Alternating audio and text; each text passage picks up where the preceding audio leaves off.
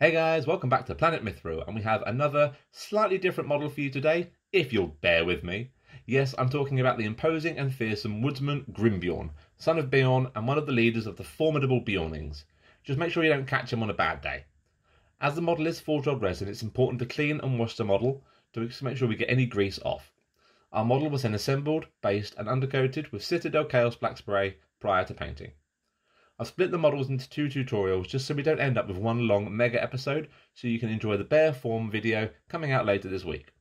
Well, enough jabbering from me, brushes ready guys, and let's get painting. Base colours. To start with, all the skin was given a base coat with a 2-to-1 mix of Bugman's Glow and Knight's Quest or Flesh.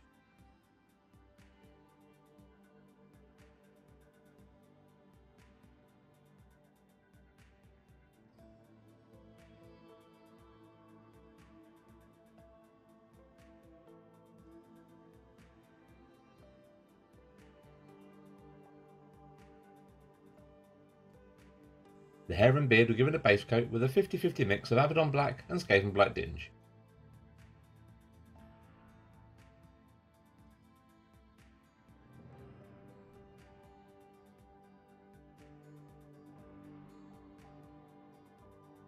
The leather jerkin was then given a base coat with a few thin down layers of Steel Legion Drab and Dryad Bark.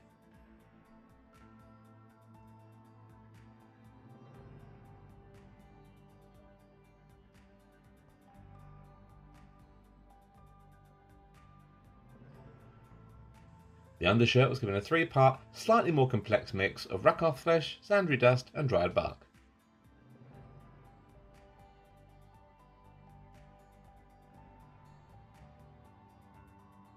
The fur pelt around his shoulders was base coated with a 2-to-1 mix of Mechanica Standard Grey and Abaddon Black, making sure we get in all the recessed detail here too.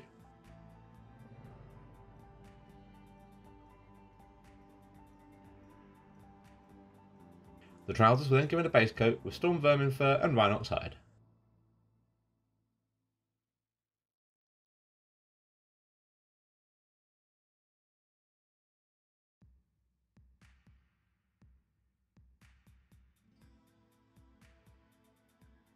The boots were given a slightly richer tone with a 4-to-1 mix of Catachan Flesh and Baraknar Burgundy.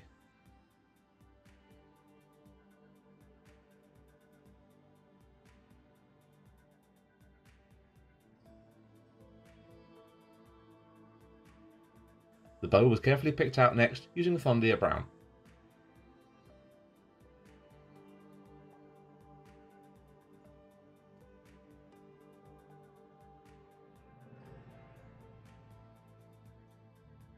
Finally, the axe shaft and quiver were base coated with Dryad Bark.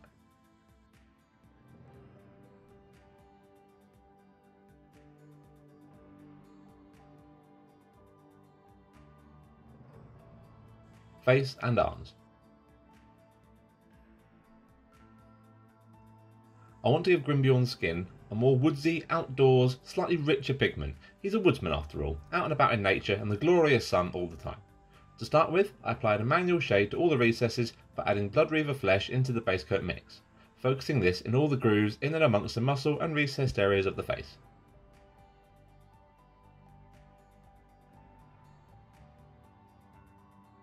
When you're happy with how this looks, apply an all-over wash to tone the skin uniformly with Reikland Flesh Shade.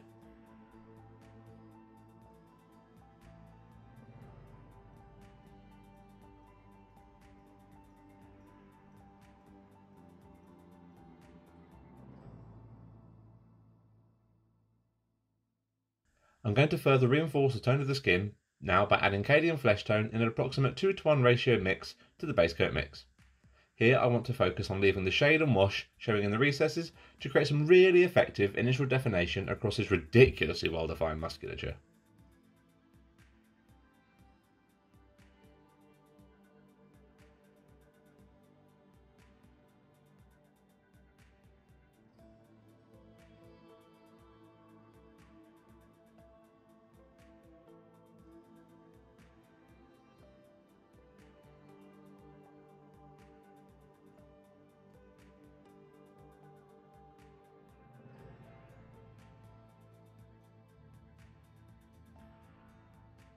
I'm not adding too much cading in the layer stages and instead opting to jump to a slightly lighter tone for the following highlight stages. I'm going to start working up the highlights, framing the facial details and further framing the musculature across his arms by adding a small amount of Kislev flesh into the previous mixture. He's got a very heavy set face and very angular features which will be easy to frame and highlight here. These contrast nicely with the more rounded look of his muscles.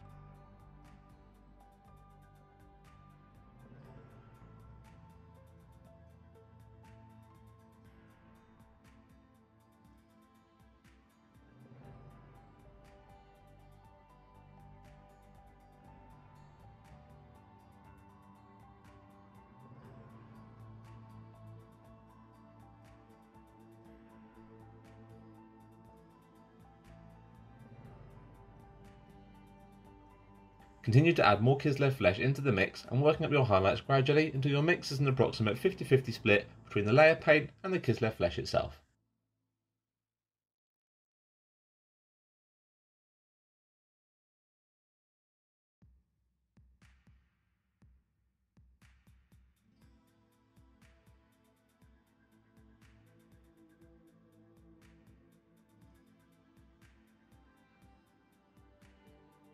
This stage is optional, but if you want the sinewy, veiny look of his strong figure just to pop that little bit more, consider adding a small amount of padded witch flesh into the overall mix and applying as a very targeted extreme edge highlight all over the skin.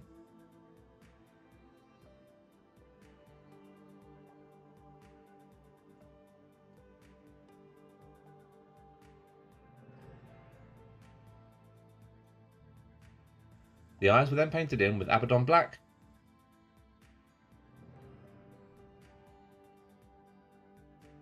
and finished off with 2 dots of padded witch flesh either side.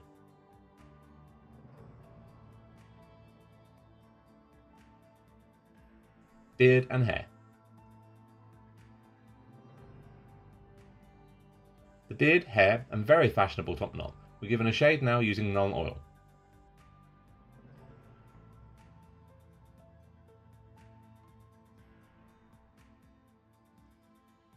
Once his wash is dried, you can start layering over all the hair and defining the individual strands now by adding Eshin Grey into the base coat mix as an approximate 1:1 ratio, making sure to leave the Nuln Oil shade showing in as many of the recesses as possible.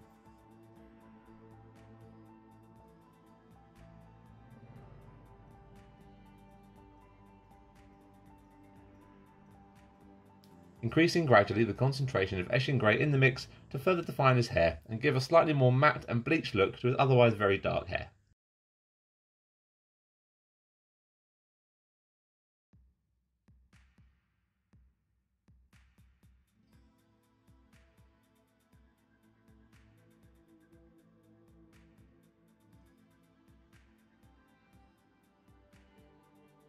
For the highlight stages, I'm going to be adding Administratum Grey to the overall mix in very gradual increments and working my highlights towards the curves and tips of all the hair. Be careful not to add too much Administratum too early here, as this will overblow the dark tones and give an unnatural finish to the hair. Slow and steady paints the top knot.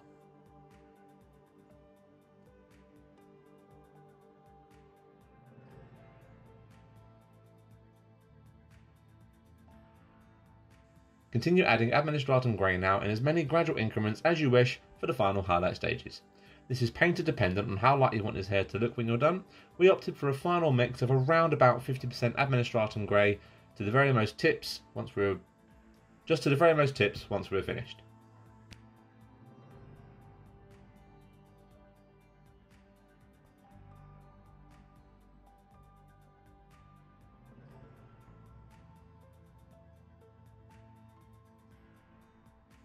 Leather Jerkin. A manual shade was carefully applied to the recesses of the jerkin by adding Rhinox hide into the Steel Legion Dryad Bark mix at an approximate 2:1 ratio in favour of the base coat mix.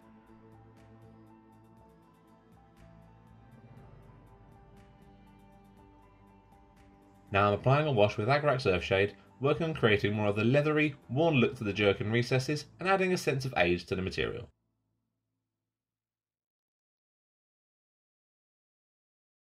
Once these are dry and you're happy with how the jerkin is looking, start blocking out the large areas of material by adding a small amount of towel-light ochre into the mix. This will brighten the hue of the quite muted base mix and give our palette something to work with for the next layering and highlighting stages.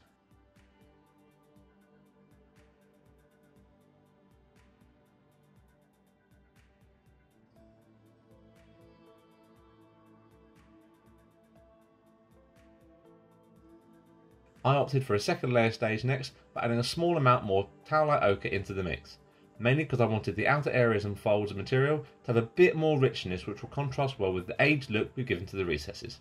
I wouldn't recommend any more towelite ochre than about 2/3 of the overall mix though. We don't want the jerkin to become yellow after all.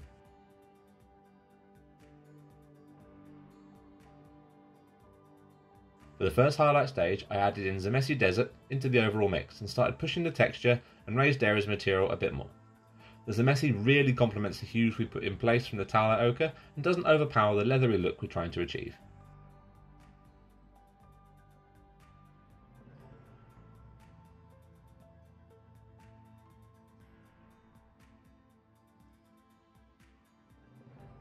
Now I'm happy with how the jerkin is looking. I want to gently desaturate the uppermost folds and edges of material, giving more of a sun-bleached look. To achieve this, I added a small amount of pallid witch flesh into the mix and applied this in an extreme edge highlight over the entire jerkin.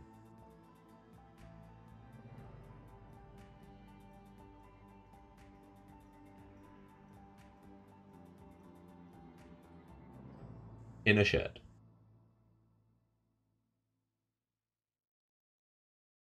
The inner shirt was given a gentle shade with a 2:1 ratio mix of the base coat mix and dried bark, being careful to keep the dried concentration fairly minimal to keep the hues intact. As with the jerkin, the recessed shade was further reinforced with a wash of Agrax Earthshade, but this time much more thinned down. The shirt was then layered up by adding small amounts of Ushabti bone into the mix, leaving the recessed shade and wash showing in the deepest recesses. These are softer than the jerkin, so thin your paint a bit more here to ensure you maintain a good progression from shadow to light.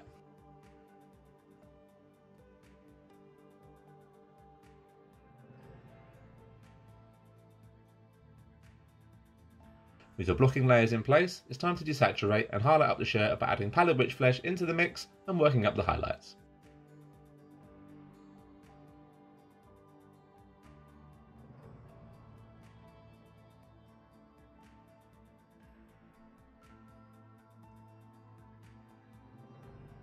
Working your way up to a 50-50 mix between pallid witch flesh and the layered mix for the final highlight stage, at which point we're just framing the details and edges of the shirt in contrast to the hues and tones of the jerkin.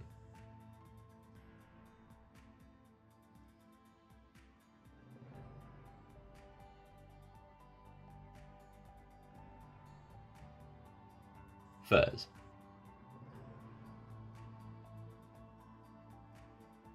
The fur pelt was given a thorough shade of null oil, again making sure this seeps into all the nooks and crannies whilst trying to avoid any pooling.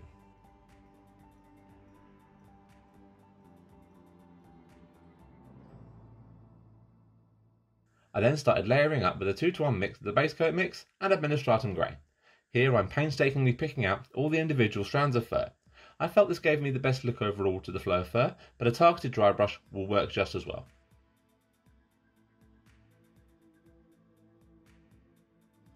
Increase the amount of Administratum Grey in the mix gradually as you continue picking out the details and flow of the fur.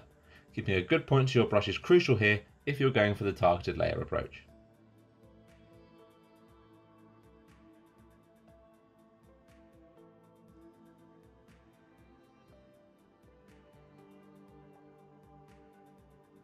Keep an eye on the tone as you progress through. You don't want this to get too light if you're aiming for a greyish pelt. Of course, you can add more grey if you want a lighter tone to the pelt overall. When you reach your highlight stages, however, white scar needs to be added in small increments and just dot highlighted over the tips of all the fur just to finish off the look.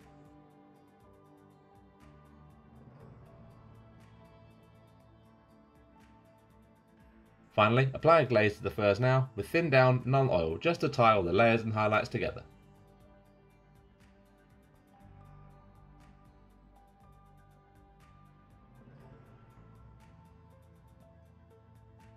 Trousers.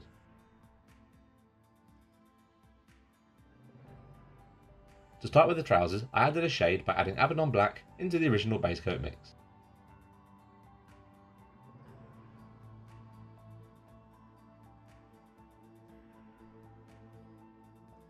The biggest challenge with Grimbeorn is creating different variations out of what is essentially different brown recipes, whilst trying to maintain some sort of coherency overall.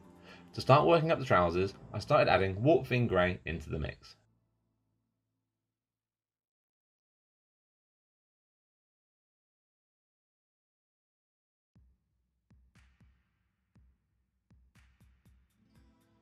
Further increasing the concentration of warp fin grey in the mix as you progress through the layering stages.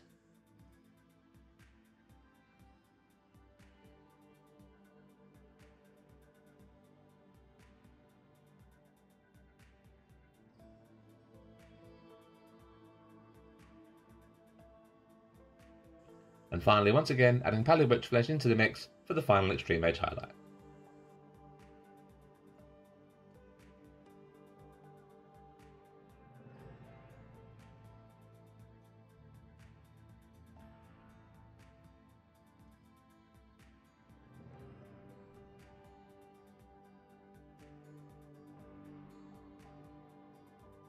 Boots.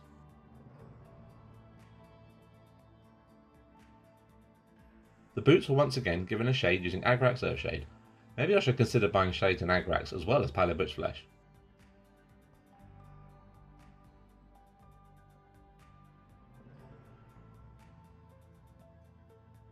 Start layering up the boots now by adding Ungor flesh into the base coat mix.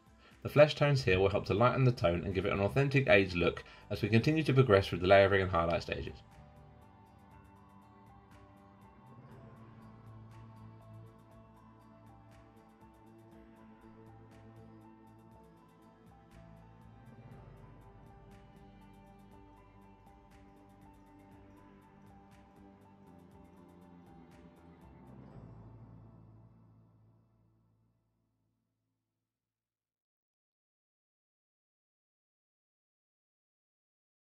With the layers in place, you want to continue pushing the aged leather look of the boots by adding Kislev flesh into the mix to start working up the highlights, looking here at framing the shape of the boots and creating movement throughout the calf material and over flaps.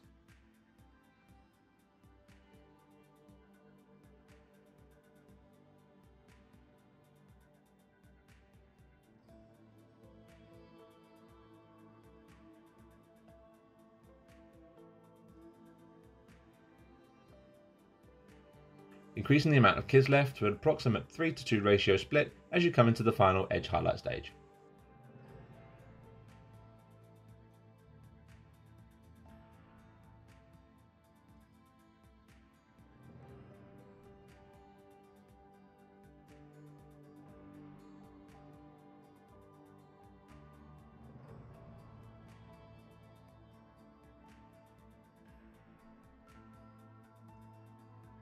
Finally, apply a glaze over all the boots with thinned down Agrax Earthshade to tie all the layers and highlights together.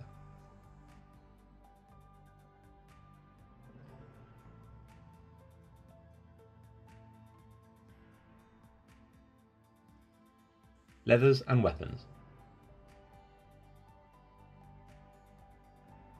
An initial wood grain freehand design was mapped out down the length of the bow with a 50-50 mix of Zamesi Desert and Thondia Brown, giving a good tip to your brush for the most accurate effect.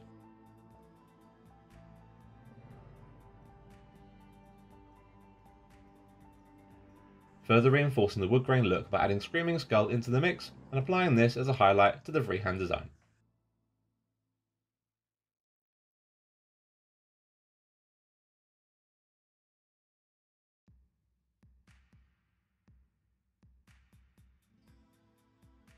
The grip of the bow was carefully picked out with Rakarth flesh.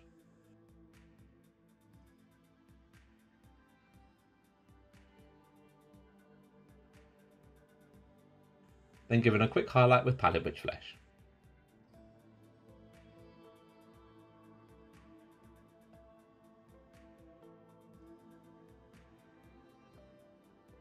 The axe shaft and quiver were given the layer with a 50-50 mix of Dryad Bark and Gorthor Brown.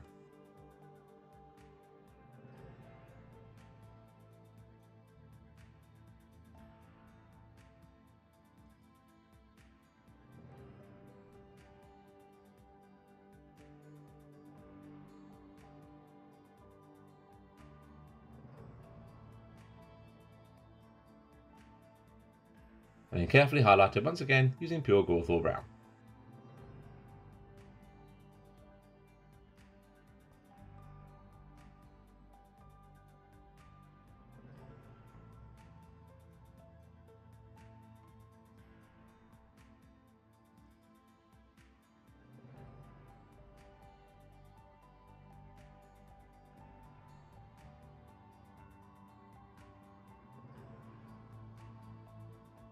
The quiver details and arrow fletchings were given a quick coat using Ragnar Flesh Shade.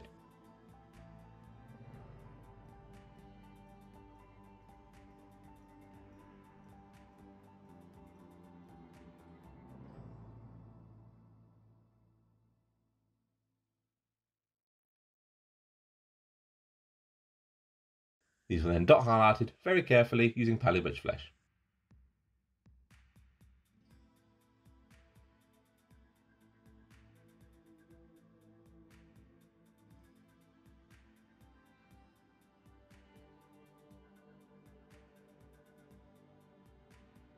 All the straps and belts on Grimbeorn were then painted in using Thondir Brown.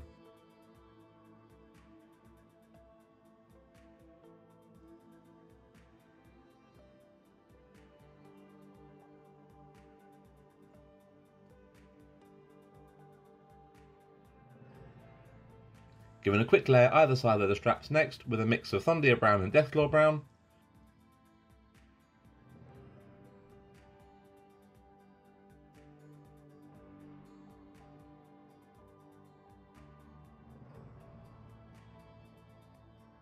And finally given a targeted extreme edge highlight by adding Screaming Skull to the mix.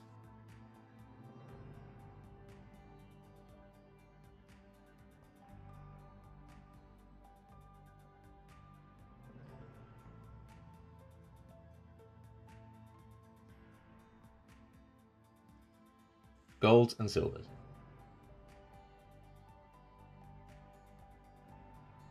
The bracelet on Grimbeorn's wrist were carefully picked out with Rhinox hide. This is to ensure we get good coverage with the metallics in just a second. These were then layered over using Runelord brass, again super carefully.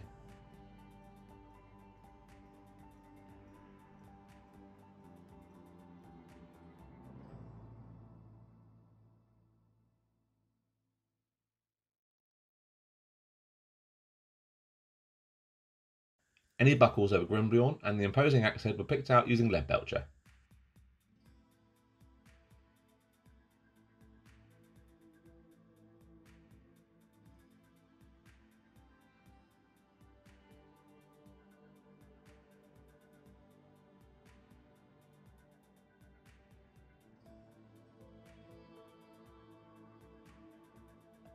The axe head was then given a toning wash using Nuln Oil.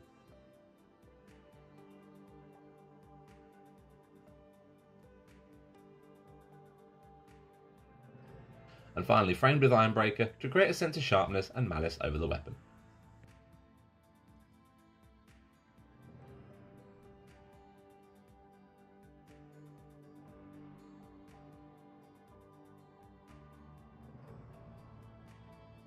The branches were painted in with a simple progression of Dryad through Gorthor, and then the model was based using our Grasslands 5-minute basing method that can be found in the 5-minute basing tutorial playlist. And there we have it, the mighty and imposing Grimbeorn in all his non-bear glory, a truly gorgeous sculpt from Games Workshop and one that lends itself very well to all the natural muted browns, beiges and tones we've used to bring him to life. Also, any model that can rock a top knot on the tabletop is alright in my books. Just don't get on his bad side, he can get a little bit grisly. Thank you guys so much for watching, I really hope you enjoyed this tutorial. Be sure to tune in later in the week for the Grimbeorn bear form tutorial. Please like, share and subscribe as it always helps push the channel out and is always greatly appreciated. Until next time guys, take care and happy hobbying.